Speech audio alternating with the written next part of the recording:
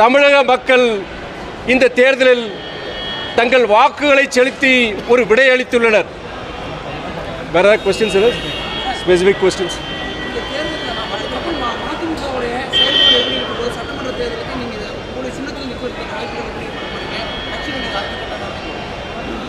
எங்களை பொறுத்தவரை திராவிட முன்னேற்ற கழகத்தின் தலைமையில் இந்த கூட்டணியில் மறுமலர்ச்சி திராவிட முன்னேற்ற கழகம் தொடரும்.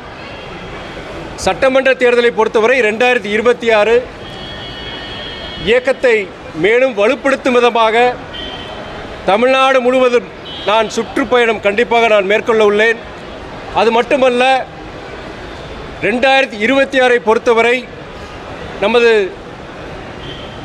முதலமைச்சர் அண்ணன் தளபதி அவர்களின் வழிகாட்டுதலில் மறுபடியும் ஒரு மிகப்பெரிய வெற்றியை நாங்கள் பெறுவோம். அதற்கு நாங்கள்